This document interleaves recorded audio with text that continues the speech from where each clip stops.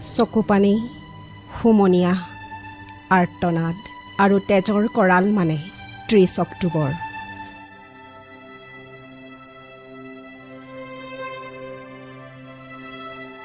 দুখৰ দাস্তান 30 অক্টোবৰ।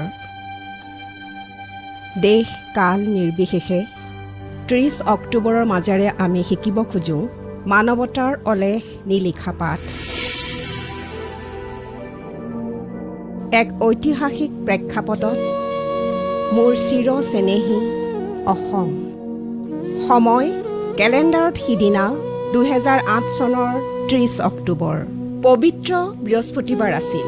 এটা ফৰকাল ৰাতিপুৱা, আকাশত শুকুলা মেঘ, সেউজীয়াৰ বুকুত ৰ'দৰ লুকা ভাকু।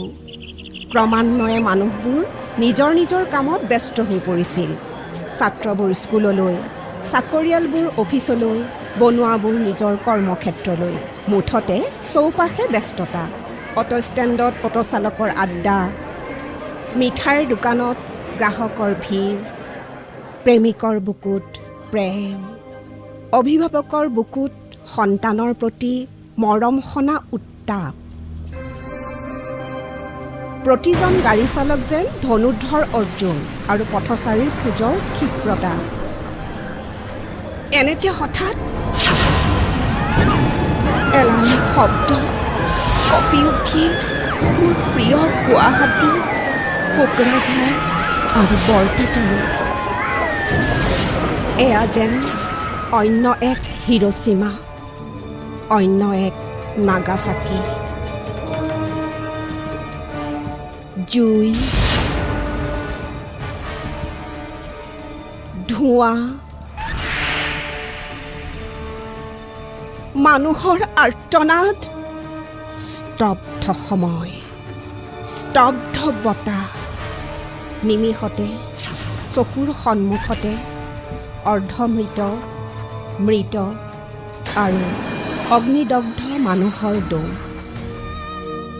জুইৰ আতিশয্যত মোৰ দেশৰ প্ৰেমৰ সোঁত জ্বলি গ'ল। দিনৰ পোহৰত মানৱতাক আকৌ এবাৰ ভুল লুণ্ঠিত কৰা হ'ল।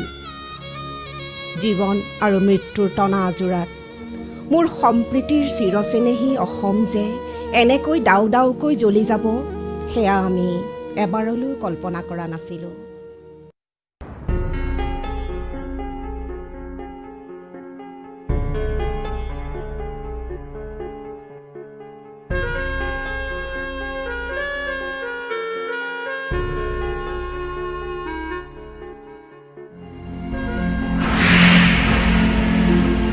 অক্টোবৰ, তুমি এটা ক'লা দিন, এখন ক'লা পতাকা। ইয়াত সেউজীয়া নাই, জোনাক নাই, নাই বতাহ। ইয়াত কেৱল মৃত্যুৰ কিৰিলি। জীৱন আৰু সম্পত্তিৰ নিৰাপত্তা নোহোৱা 30 অক্টোবৰ, তুমি মাতাল ঘোৰা। তোমাৰ গছকত, তোমাৰ হতকাৰিতাত আমিবোৰ এতিয়া অতীত। তুমি আমাক জীয়াই জীয়াই কবৰস্থ কৰিছা, শ্মশানৰ জুইত নিক্ষেপ কৰিছা। খুৱাই কি দোষ কৰিছিলো আমি? নিমাত কিয়?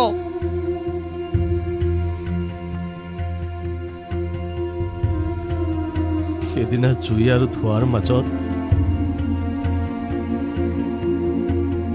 মোৰ মৃতদেহৰ কোনো অস্তিত্বই নাছিল। অগণন আধা পোৰা মাংসপিণ্ডৰ মাজত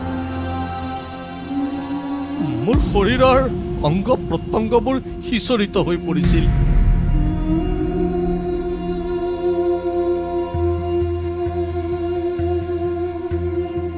হতভকীয়া মোৰ পত্নীয়ে মাংসপিণ্ড স্তূপৰ মাজত মুখ বিচাৰি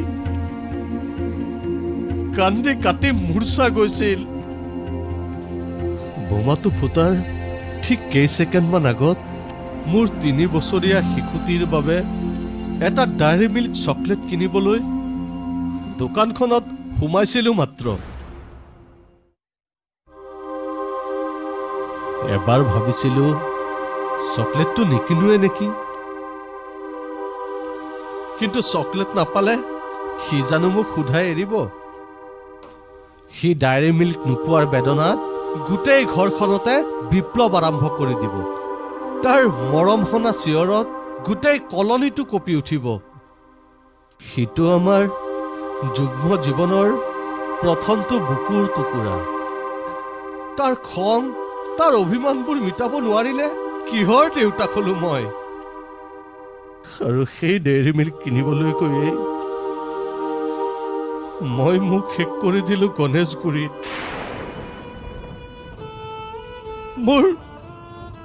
মোৰ পকেটত তালৈ আল ফুলে লোৱা ডেইৰী মিল্কটো নিমিষতে অঙঠা হৈ গ'ল। মই বাৰু কেতিয়াবা সুযোগ পামনে তাৰ হাতত ডেইৰী মিল্ক গুজি দিবলৈ? তাৰ ঠেহ আৰু অভিমান মিটাবলৈ? পাপলু, তয়ো এদিন ডেকা হবি। তই কিন্তু গায়ক হ'ব লাগিব। তই গাব লাগিব মানৱতাৰ গান। তহঁতৰ চৌপাশে এতিয়া মানৱতাৰ বৰ আকাল।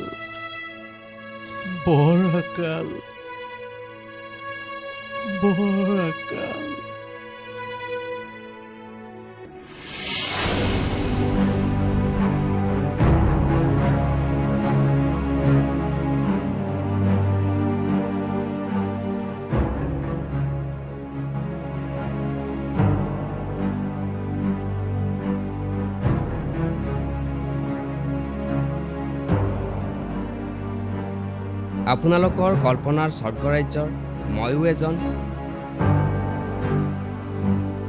মোৰ ঘৰ কোকৰাঝাৰ।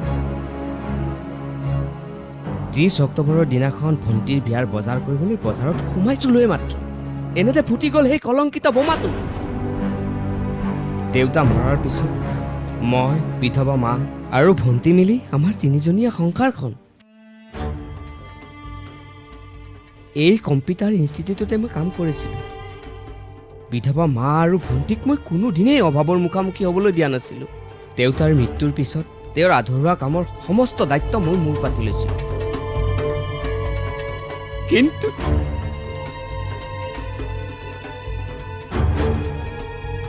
নাই, 10 দিন ভঙাঘৰৰ মেডিকেলৰ ICUৰ বিচনাত মৃত্যুৰ সৈতে যুঁজি মই অৱশেষত হাৰি গৈছিলোঁ। মোৰ গোটেই শৰীৰ চুই পখলিয়াই পেলাইছিল। মোৰ 2টা চকুৰ ৰেটিনা ফাটি গৈছিল, জ্বলি গৈছিল। 30 অক্টোবৰৰ পিছত মই সূৰ্যৰ পোহৰ, পৃথিৱীৰ সেউজীয়া দেখা পোৱা নাছিলোঁ। মা, ভণ্টিও মই বৰ হতভগীয়া। হে ভণ্টি, মাত্ৰ 15 দিন পিছত তোৰ বিয়া ঠিক কৰিছিলোঁ। তোৰ সেই হীৰৰ সেন্দুৰখন চাবলৈ মই বৰ হেঁপাহ কৰিছিলোঁ।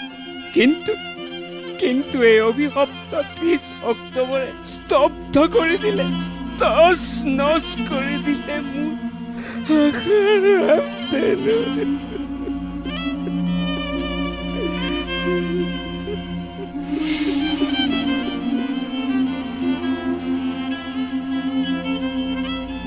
মা, ভণ্টি, এনেকৈ যে হঠাৎ মোৰ আশাৰ সমাধি হ'ব মই সপোনতো ভবা নাছিলোঁ।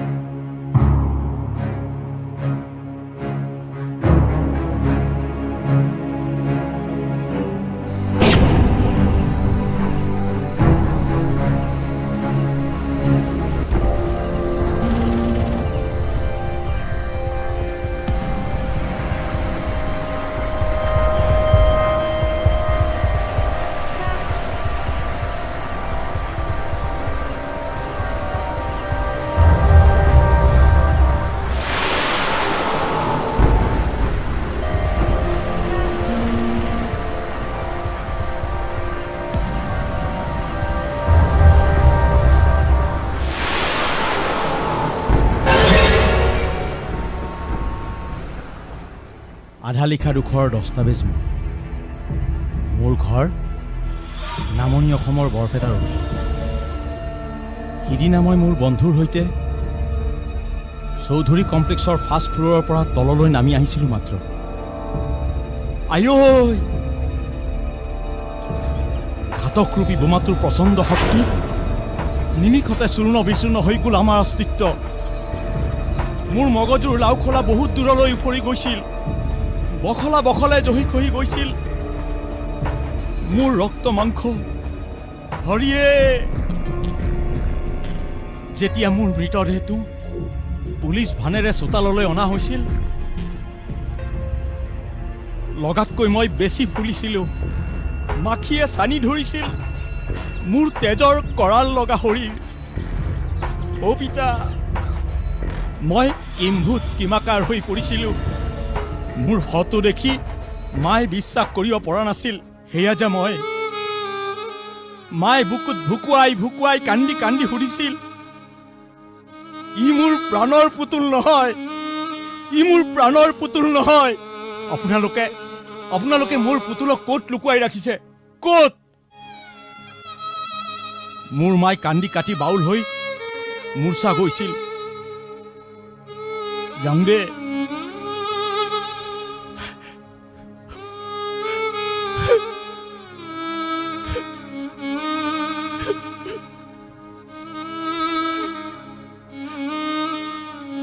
মোৰ মায়ে আজিও আশা কৰিছে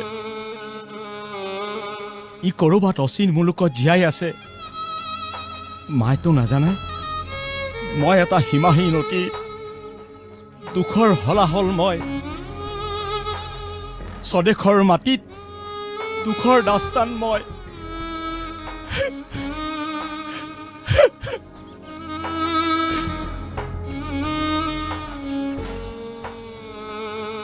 এয়া আমাৰ অৰণ্য ৰোদন,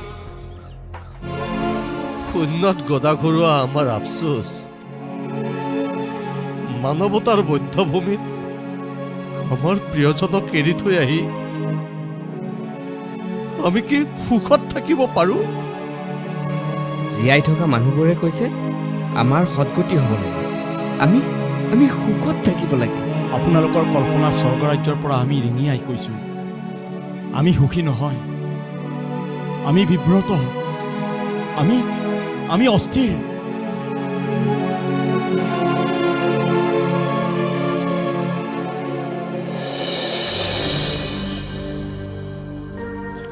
এইবিলাক এওঁলোকৰ অৰণ্য ৰোদন, কাৰণ এওঁলোক আত্মা। আধুনিক বিজ্ঞান প্ৰযুক্তিয়ে ঢুকি নোপোৱা স্বৰ্গৰাজ্যৰ বাসিন্দা এওঁলোক।